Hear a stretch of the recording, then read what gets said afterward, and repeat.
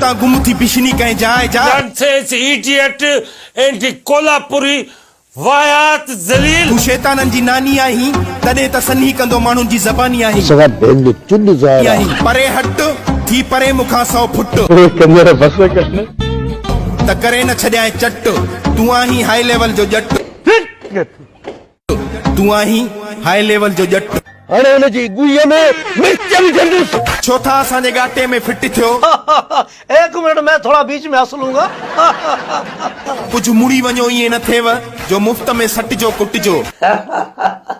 थोड़ो मां खिलाई तो मां भी सही शरीफ थी शराफत सां पंहिंजी ज़िंदगी गुज़ारियो यही बताइए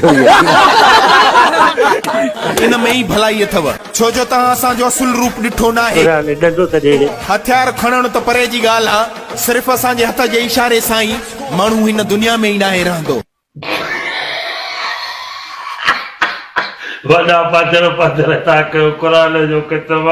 चुप रहण वारा असां बि न आहियूं छो जो गबोल आहियूं हला थी असांखे कमज़ोर सम्झण वारा ख़बर पई अखियूं खुलियई या अञा अचई बस कर कांडू हाणे सम्झ में आयई मोचड़े में केॾो पावर आहे एडी चिड़ वठंदी आ भेण जे चूड़ ते अॼु खां पोइ कंहिंसां न कबी रिआयत हाणे सोटे ते ॾियणो ज़ोर आहे हाणे सोटे ते ॾियणो ज़ोर आहे किरनि माण्हुनि खे कीअं थींदो आहे माना उन्हनि खे माना पूजारो या न कीड़ो चइबो आहे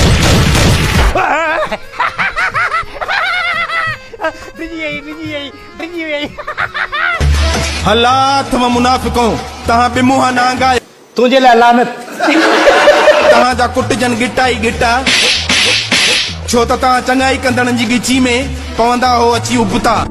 आइए देखते हैं बैठन मजा आएगा तव्हां सड़ो पचो पिया इहो ई तव्हांजो मुक़दर हूंदो अल्लाह तोखे जन्नत में जाए न दी जाए हूंदो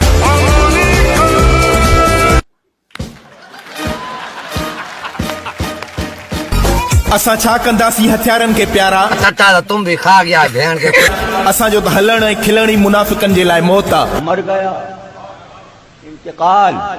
अॼुकल्ह जिन माण्हुनि ते तूं कुॾी थो उहे फटाके जे आवाज़ ते गुम थी वेंदे पुट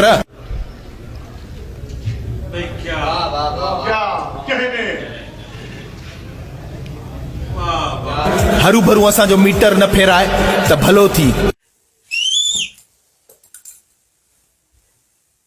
अगर जे अची वयासीं खार में त फोटू चिबा हूंदई अख़बार में भेड़े की जाए फोटू चिबा हूंदई अख़बार में तो कदे मारे के जा कर मारे के वठी आए दे तव्हां मुंहिंजे ख्याल में बकवास ते नथा आहियो ऐं सभिनी दोस्तनि जी महिरबानी लव यू सर महिरबानी थैंक यू